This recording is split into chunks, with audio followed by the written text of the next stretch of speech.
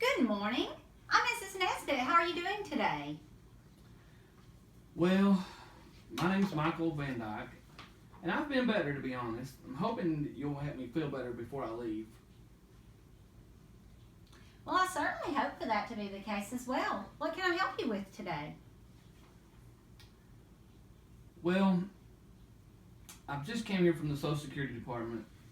Things are getting pretty bad for my family, and I've been waiting on a disability to come through for a long time, and I really am ashamed as a man to be having to ask for help from a department like this, but if it comes down to feeding my family or letting them go hungry, then I'll ask what I have to.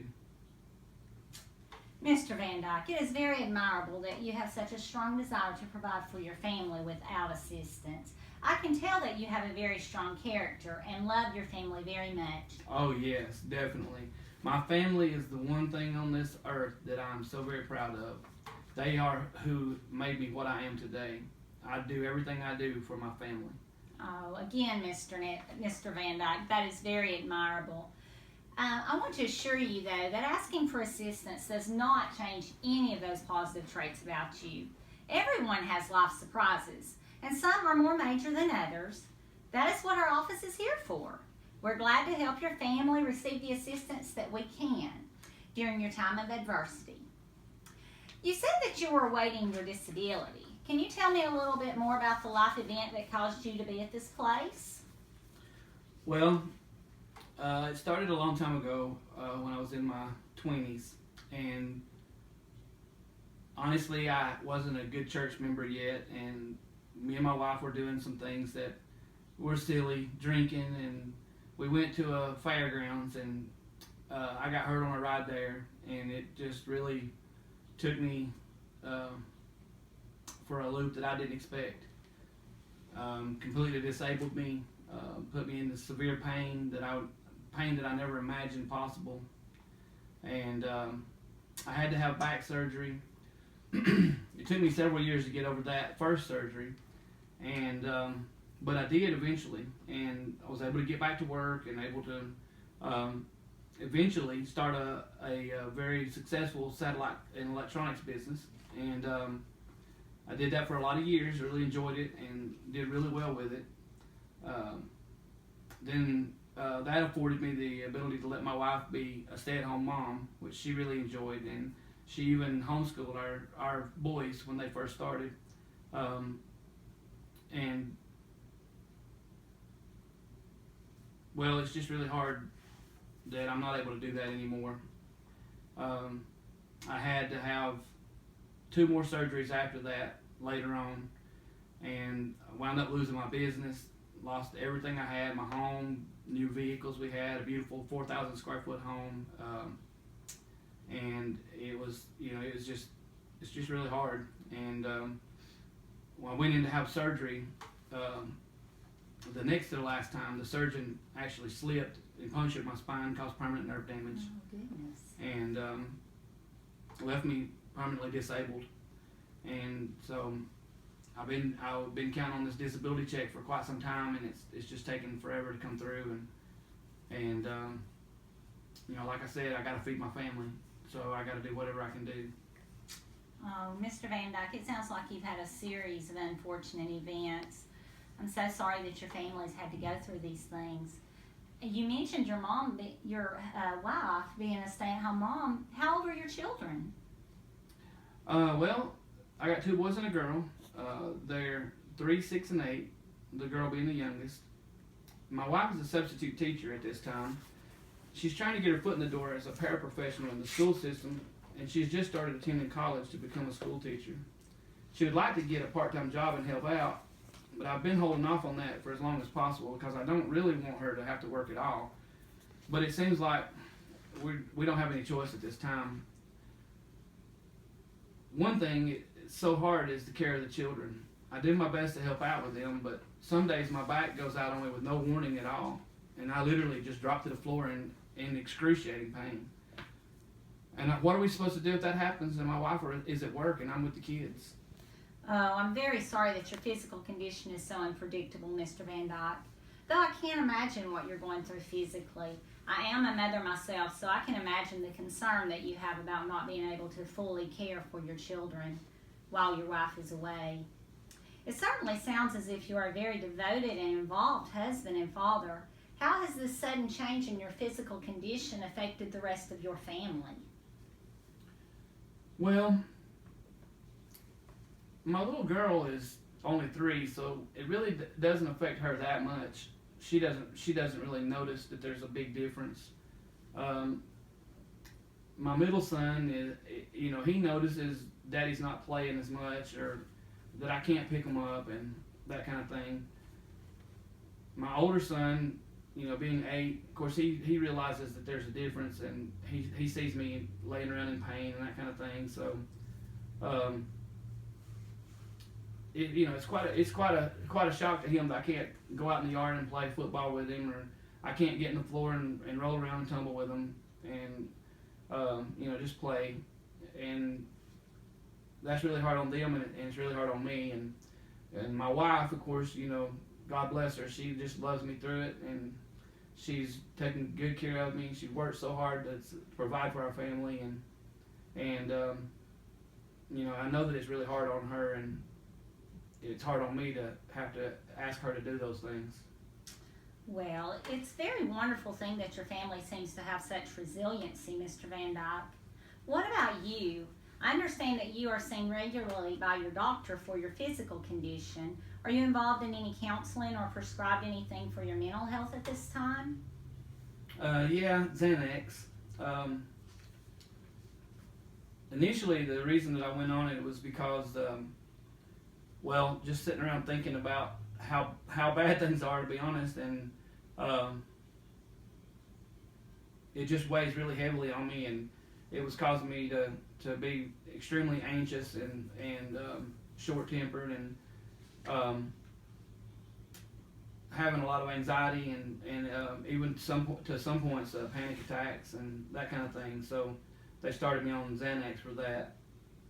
Okay, so I'm understanding you to say that the Xanax helps you to stay calm when you feel overly anxious about your physical condition. Yes.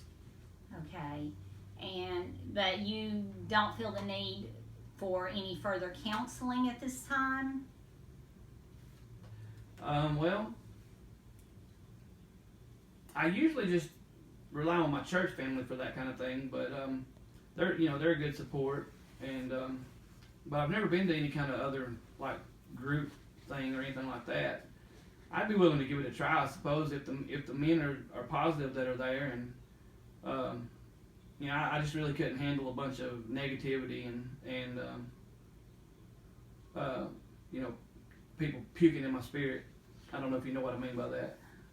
I think I can pretty much understand what you mean by that. I understand.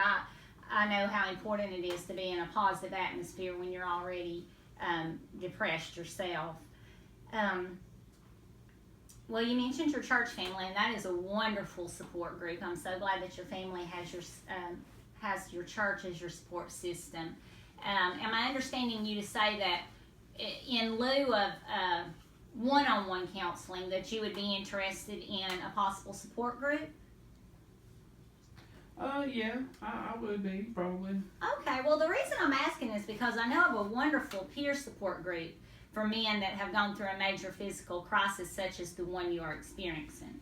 If you're interested, I would be glad to give you more information on this group before you leave here today. From what I've heard, these men have been through some very rough experiences and want to use it now to help others like yourself get through their hard times. It's wonderful that you, like I said, that you have the strong support in your church, and I think that this group will be good for you also. And I'm glad that you're willing to give it a try. So, to wrap up our visit today and hopefully get you out of here feeling better like you had asked in the beginning, you were sent here today from the Social Security Department to get some help for your family during your time of waiting on disability. Is that correct? Yes, that's right. Okay, well, I can certainly give you the information today to help you get started on food stamps. Is that something you were thinking about? Well, I'm not happy about it, but yeah, that seems to be the next step in this. Like I said, I got to do what I got to do to feed my family.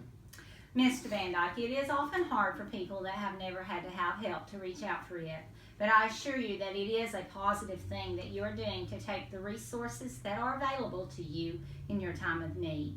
In certain cases like yours, there is also emergency funding. We can look into getting you approved for that while you're waiting for your final approval.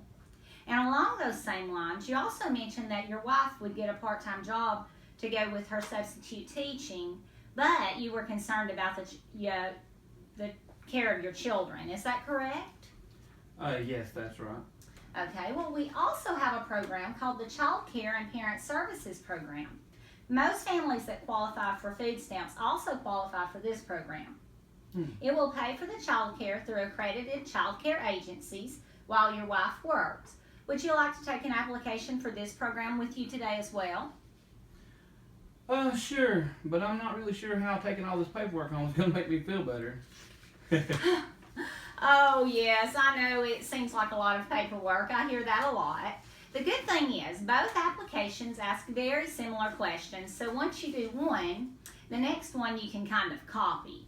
If you prefer going online, there is also a website on the front paper of both packets that you can assess. Is there anything else I can help you with today, Mr. Van Dyke?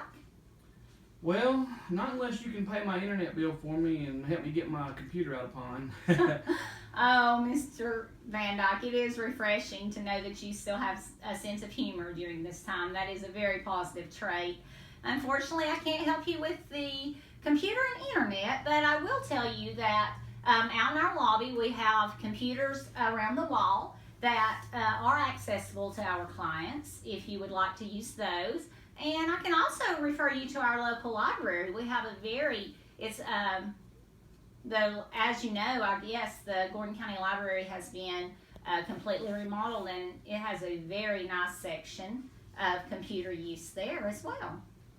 Okay, well, thank you. I guess there's probably not anything else for now. I would like to say how easy you were to work with today, and I thank you for that. I had heard some horror stories, and I've sat through some over at the Social Security Department.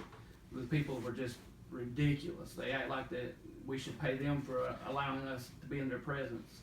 And you weren't like that at all. You were very, very helpful and have given me a lot of good information today. So I just thank you for taking your time and your patience with me. Well, thank you very much for that compliment, and it's very unfortunate that you've had some rough situations in the past, but I'm here to help you with anything that I can. In fact, here's my card with the direct extension on it to get in touch with me. If you have any other questions or if you need to give me a call for any reason, I'll be happy to assist you any way that I can. I do want to remind you to get that food stamp application processed right away. And after you do that, contact me and I will get started on the emergency funds. Okay, well, thank you very much. And so is there any certain time I can call? And by the way, don't tell my wife you gave me your number.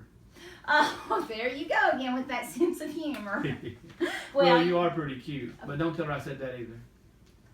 All right, Mr. Van Dyke. You're quite the comedian, aren't you? All right, well, thank you very much. It's been a pleasure meeting with you today, and I hope that everything gets better for you and your family very soon. Thank you. Have a good day. You too. Bye-bye.